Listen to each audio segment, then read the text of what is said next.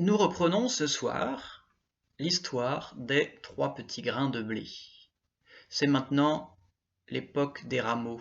Il y avait plusieurs semaines déjà que la neige avait disparu. Mars s'était montré de méchante humeur et avait servi plus de giboulée que de sourire.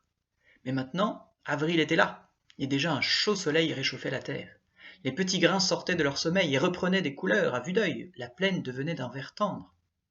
Ce dimanche-là, le temps était splendide. Il semblait que les cloches avaient tinté plus longtemps et plus joyeusement. Écoutez, dit tout à coup Grimpoët, écoutez, on dirait qu'on chante. Ce sont les alouettes, dit Grinsavant. Non, reprit Grimpoët, ce sont des voix d'enfants, et je crois les reconnaître. Le chant se rapprochait, joyeux, aérien, subtil. On parle de nous, dit Grimpoët. Écoutez. En avril, quand le soleil chauffe la terre qu'il féconde, ô blé vert en joyeux réveil, tu dis ta chanson au monde, tout sourit dans le ciel bleu. Tête blonde et jeune cœur, grand œil pur fixé sur un rêve, sois fécond, avenir en fleurs, salut à toi, blé qui lève. Et salut à vous, Francis et Francesse, et Francette, crièrent d'une seule voix nos 3 grains. Ils venaient de reconnaître leurs petits amis du vieux grenier. C'était le dimanche des rameaux. Le matin, on avait béni le buis, et suivant une pieuse coutume, le fermier de Clerval faisait le tour de tous ses champs, et dans chaque parcelle, il plantait un rameau de buis. Il était accompagné de la fermière et de 2 petits jumeaux. C'était Francis qui portait le buis, mais c'était Francette qui courait planter la touffe au milieu de chaque parcelle. Pour donner ton noble grain, il faut la lutte et la souffrance. Sans effort, tout espoir est vain. Le fruit mûr est la récompense. Crois et souffre avec amour quand viendra l'heure. Pour que le blé vive un jour, il faut qu'il meure. Toujours souffrir, dit Grinsavant. Toujours mourir, dit Grimpoët. Seul moyen de vivre, dit Grinsage, est de donner du fruit. Kyrie eleison, Christe eleison. Quelle est cette chanson que j'entends, dit Grinsavant. Le mois de mai riait dans le ciel bleu. Kyrie eleison, reprenaient des voix. Christe eleison, reprenaient d'autres voix. Ce n'est pas une chanson, répondit Grinsage, c'est le commencement des litanies de tous les saints. Je devine que les rogations se déroulent dans la campagne pour appeler les bénédictions de Dieu sur les moissons. Grimpoët se dressa sur ses radicelles et leva la tête aussi fort qu'il put. Je les vois, dit-il. Le long des blés, je vois la foule qui s'approche de nous en priant. La procession se déroule et s'avance en psalmodiant. Il vient à travers la plaine, le bon curé est au milieu, et chante la moisson prochaine, bénissez-la, ô Seigneur Dieu. Le cortège passait maintenant dans le chemin creux au pied de nos 3 petits grains. Le chantre s'en donnait à cœur joie. Ses invocations retentissaient comme des fanfares. On aurait dit qu'il voulait assourdir tous les saints et Dieu le Père lui-même, ou qu'il avait envie de faire craquer le ciel.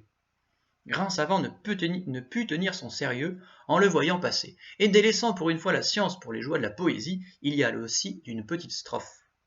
Le bedeau s'avance en extase, ouvrant la bouche à 2 battants, et il chante avec tant d'emphase qu'on dirait Jupiter tonnant. Grimpoët pouffa de rire, mais piqué au vif, il lança un nouveau quatrain en regardant disparaître la procession au détour du chemin.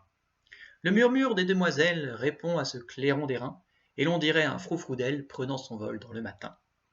Le mois de mai riait sous le ciel bleu, plus pur et plus frais que jamais.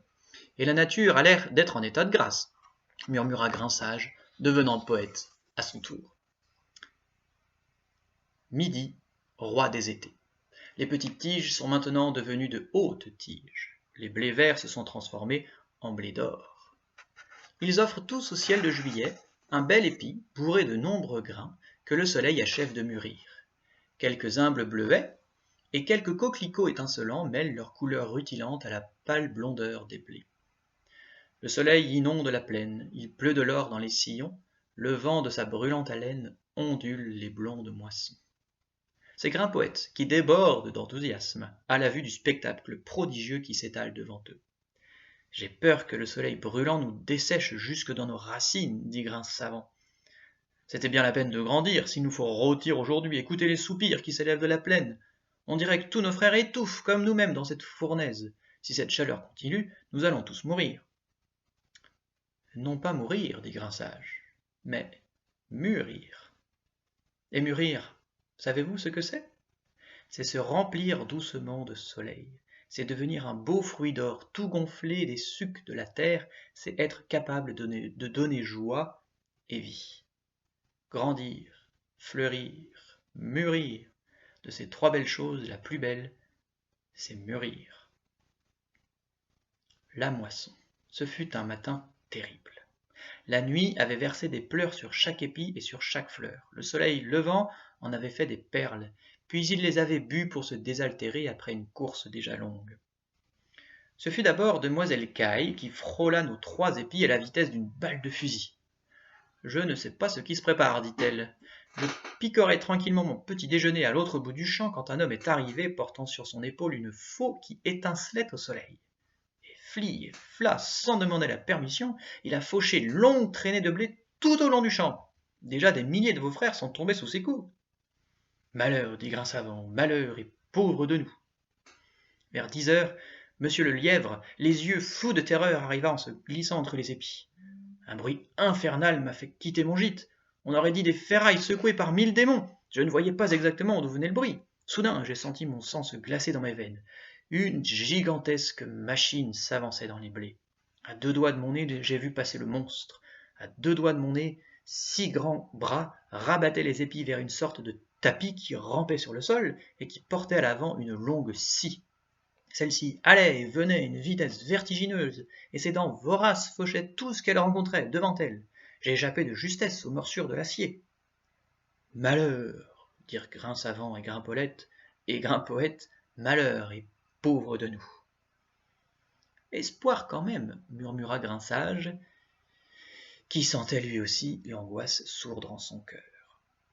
Et soudain, ce fut leur tour. La moissonneuse fut sur eux avec un ricanement d'acier. Ils sentirent la scie pénétrer dans leurs tiges et la couper au ras du sol. Ils vacillèrent sur un tapis roulant qui les emporta comme dans un délire. Un instant, ils furent retenus par une sorte de trident, puis autour d'eux s'enroula une corde qui les serra à les étouffer. Aussitôt le trident se leva et ils furent précipités sur le sol. Ils faisaient maintenant partie d'une gerbe que les moissonneurs ramassèrent pour la dresser avec plusieurs de ses pareils en diseaux. Grimpoët murmurait tout bas. Les gerbes de blé sur les teules chantent l'amour au soleil d'août, car si chacun restait seul, aucune ne tiendrait debout. Mais en unissant sa faiblesse à la faiblesse de sa sœur, chacune à l'autre avec tendresse, offre un appui plein de douceur. Quelques jours plus tard, les gerbes furent mises en meule près de la ferme de Clerval, comme une tour majestueuse couverte par un toit de chaume. On étouffe, disait Grinsavant. On s'ennuie, disait Grimpoët. Faut savoir s'ennuyer dans la vie, dit Grinsage. L'enfant qui fuit l'ennui des gammes ne sera jamais un virtuose. Celui qui ne supporte pas l'ennui des livres ne sera jamais un savant. Toutes les routes qui mènent vers la beauté, la science et la joie ont des commencements ennuyeux. Et nous continuerons cette histoire demain. À bientôt.